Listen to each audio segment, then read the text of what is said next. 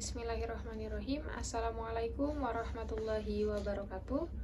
Perkenalkan, saya Nurul Armadani, mahasiswi Universitas Islam Negeri Salatiga, Fakultas Usuluddin Adab dan Humaniora, Program Studi Ilmu Al-Quran dan Tafsir, NIM 53020220050. Video ini dibuat guna memenuhi tugas akhir semester pada mata kuliah studi kitab tafsir pertengahan modern yang diampu oleh Bapak Ulfi Putrasani M.Hom. Ya, baik, jadi pada pembahasan kali ini saya akan memaparkan kurang lebih 5 poin yang terkait dengan tafsir Al-Mizan. Poin yang pertama yakni biografi singkat dari Syekh Muhammad Hussein Toba-Tobai, kemudian latar belakang penafsiran Al-Mizan, lalu sistematika penafsiran yang terdiri dari metode, corak, serta sumber penafsiran, lalu yang terakhir kelebihan serta kekurangan tafsir Al-Mizan. Ya, langsung saja ke poin yang pertama, yakni biografi dari Syekh Muhammad Hussein Toba-Tobai. Jadi, Sayyid Muhammad Hussein Toba-Tobai atau yang lebih dikenal dengan Alamah Toba-Tobai merupakan seorang ulama Syiah yang sangat berpengaruh pada abad ke-20. Nah, beliau lahir pada tahun 1321 Hijriah atau 1903 Masehi. Sayyid Toba-Tobai ini terlahir dari keluarga yang memiliki keilmuan cukup kuat. Ayahnya bernama Muhammad, merupakan salah satu ulama terkenal di Iran, dan keturunan ulama besar bernama Mirza Ali Ashghal Sheikh al-Islam, seorang ulama terhormat di Tabriz, Iran. Ya, jadi Sayyid Toba-Tobai belajar sekitar kurang lebih 10 tahun di kota Najaf dengan menggali berbagai macam sumber ilmu pengetahuan. Beliau menguasai berbagai bidang ilmu seperti fikih, filsafat, tafsir, tasawuf, dan masih banyak yang lainnya. Sayyid Toba-Tobai mencapai derajat ijtihad pada tahun 1354 Hijriah, dan kemudian beliau memutuskan untuk kembali ke kota kelahirannya, yaitu di Tabriz, Iran. Nah, setelah beliau kembali ke kota kelahirannya, akhirnya beliau memutuskan untuk bertani selama kurang lebih 10 tahun. Nah, saat itulah beliau benar-benar jauh dari kegiatan ilmiah dan dunia pemikiran.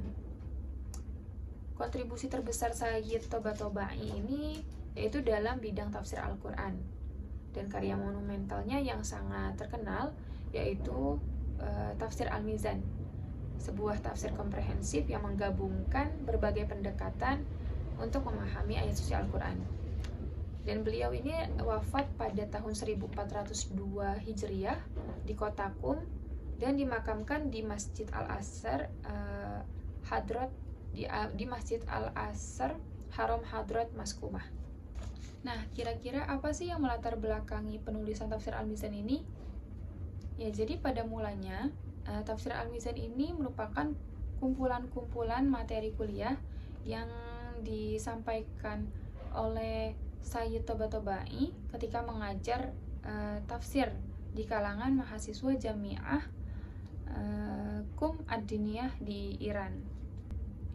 Nah, penulisan tafsir Al-Mizan ini dilatar belakangi oleh permintaan mahasiswa kepada Sayyid Toba-Tobai agar mengumpulkan hasil kajiannya menjadi bentuk kitab secara utuh.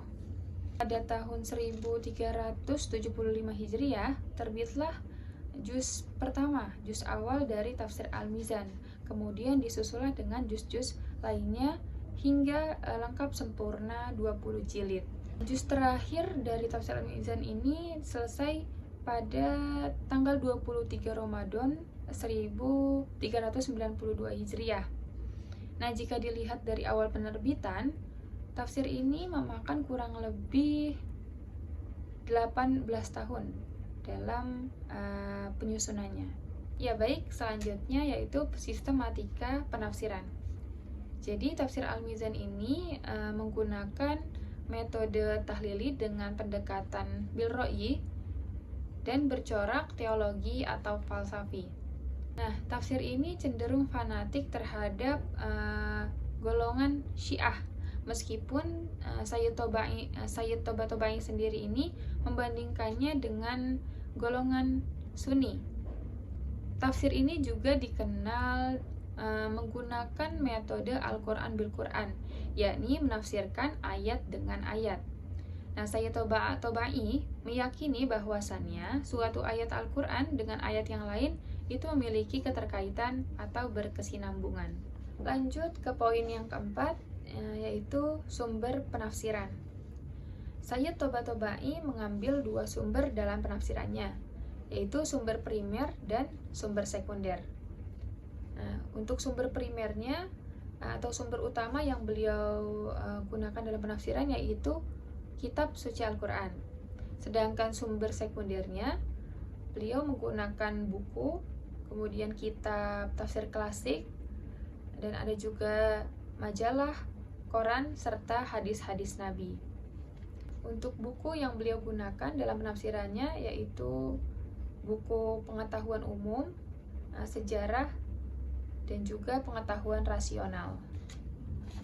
Ya, kemudian yang terakhir yakni kelebihan serta kekurangan tafsir Al-Mizan. Untuk kelebihannya, yang pertama, dalam menafsirkan Al-Quran, Sayyid Tabatabai ini memiliki disiplin ilmu yang begitu banyak, seperti ilmu agama sampai dengan ilmu umum yang lainnya. Kemudian, yang kedua, beliau juga sangat teliti dalam menukil riwayat, baik yang dinukil dari Rasulullah, sahabat, maupun di kalangan tabi'in. Nah, kemudian yang ketiga, tafsir Al-Mizan ini ditulis ke dalam 3 bahasa, yaitu bahasa Persia, Arab, dan Inggris.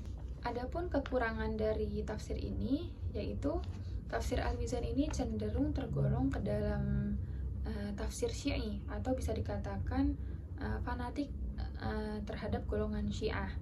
Lalu dalam menyantumkan sanad hadis, Sayyid Tabatabai ini tidak menyebutkan sanad hadis tersebut secara lengkap, atau terkadang beliau hanya menyebutkan sanad hadis yang di awal saja, dan beliau pun hanya menyebutkan nama pengarang dari kitab hadis tersebut. Ya, baik teman-teman, mungkin cukup sekian penjelasan dari saya terkait tafsir Al-Mizan. Kurang lebihnya mohon maaf, semoga bermanfaat.